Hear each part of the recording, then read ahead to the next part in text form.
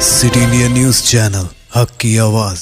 Paradise function palace, paradise function palace महबूब नगर। जनवरी 26 నుంచి కొత్త ration card ఇచ్చే ప్రక్రియకు సంబంధించి గ్రామాల్లో సర్వే జరుగుతూ ఉంది. ఈ సందర్భంగా తెలంగాణ ప్రజలందరికీ కొన్ని అంశాలను చెప్పేటువంటి ప్రయత్నం చేస్తూ ఉన్నాం.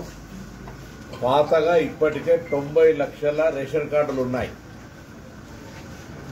2,81,00,000 మందికి సంబంధించిన 90 లక్షల రేషన్ కార్డులు ఉన్నాయి. ఇప్పుడు వాటికి సంబంధించిన అంశం కానీ ప్రస్తావన కానీ ఈ కొత్త రేషన్ కార్డు పంపిణీలో లేదు.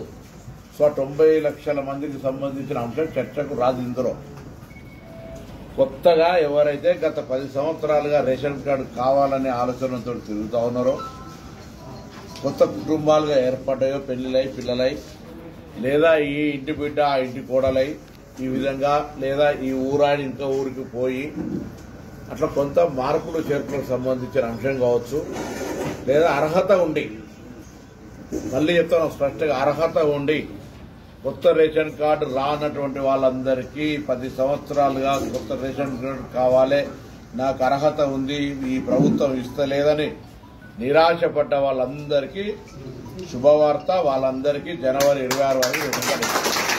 అయితే ఇందులో ఎప్పుడూ తప్పులు లెక్క పెట్టే ప్రతిపక్షాలు దీన్ని కూడా రాజకీయం చేసి గ్రామాల్లో సర్వే జరిగే సందర్భంగా ఒక అంశం చర్చ చేస్తాను. ఇప్పుడు పాత రేషన్ కార్డు, కొత్త రేషన్ కార్డు గ్రామ సభలలో ఎప్పుడైనా ఎవరైనా పెట్టుకొని చర్చ చేసుకోవచ్చు. ఎలిజిబిలిటీ రానులు ఎవరైనా ఉన్నా కూడా మళ్ళీ చెప్తాను, రాష్ట్ర వ్యాప్తంగా రేషన్ కార్డుకు అర్హత ఉండి రాకుంటే ఎవరైనా మీ సంబంధిత అధికారికి కానీ మీ దగ్గరలో ఉన్నటువంటి ప్రజాప్రతినిధికి ఏ నియోజకవర్గమైనా సరే మీరు విజ్ఞాపన పత్రం ఇవ్వచ్చు. దయచేసి అనవసరంగా ఎక్కడైనా పొరపాటున ప్రతిపక్షాలు రెచ్చగొడితే దయచేసి దానికి సంబంధించి ఎవరు కూడా అటువంటి రెచ్చిపోయే తప్పుడు సమాచారాన్ని స్వీకరించొద్దని కోరుతాను. మళ్లీ చెప్తాను, తెలంగాణ రాష్ట్ర మంత్రిగా తెలంగాణలో ఇప్పటికే 90 లక్షల మందికి రేషన్ కార్డు ఉంది.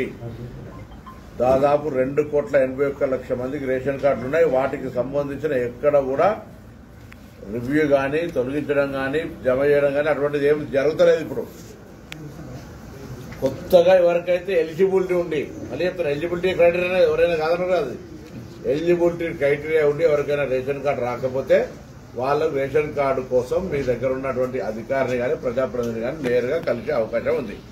దయచేసి ఇలా కన్ఫ్యూజన్ అవసరం లేదు. ఎవరైనా ఏదైనా తప్పుడు సమాచారం ఇస్తే దాన్ని విశ్వసించొద్దని కోరుతా ఉన్నా. అర్హులైన వాళ్ళందరికీ గత 10 సంవత్సరాలుగా వేచి చేస్తున్న వాళ్లకు తెల్ల రేషన్ కార్డులు ఇవ్వబడుతుంది.